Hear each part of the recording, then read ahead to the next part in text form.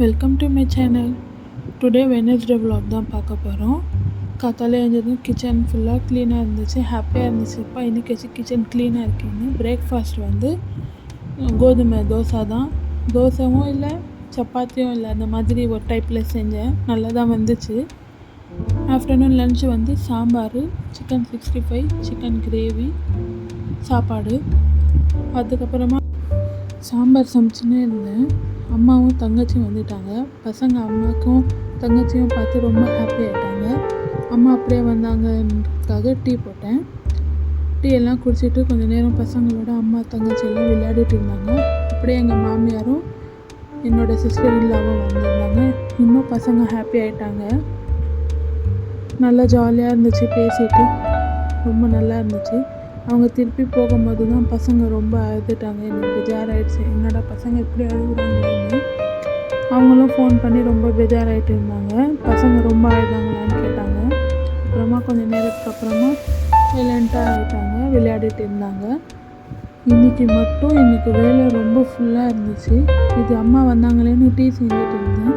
கேஸில் சாப்பாடு வச்சுட்டு அம்மாவுக்கு எல்லாம் டீ கொடுக்கலான்னு போனேன்.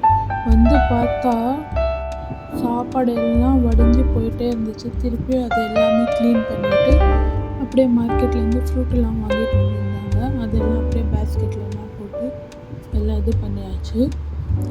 சிக்கன் எல்லாம் வாங்கிட்டு வந்தார். சிக்கனும் கழுவிட்டு சிக்கன் 65க்கு மசாலா வச்சுட்டு அப்புறமா கிரேவிக்கு வந்து மசாலா அரைக்க ஸ்டார்ட் பண்ணிட்டேன். அரைச்சிட்டு சமைக்க ஸ்டார்ட் பண்ணிட்டேன். கிரேவியெல்லாம் எல்லாம் சூப்பராக இருந்துச்சு. இன்றைக்கி டே ஃபுல்லாக ஹாப்பியாக தான் இருந்தேன்.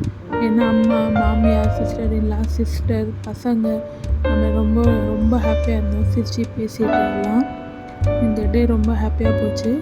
பேக்கரியிலேருந்து க்ரீம் பன் வாங்கிட்டு வந்திருந்தோம்.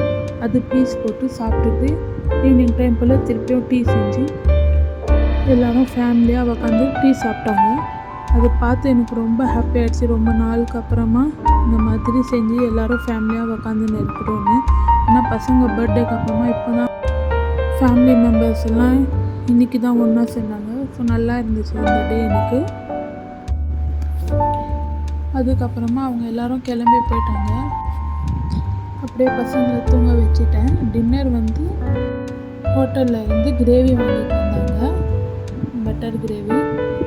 அது தோசை, சட்னி, முட்டை தோசை போட்டு சாப்பிட்டு ஃபினிஷ் ஆகிடுச்சு எங்களோட டின்னரும்.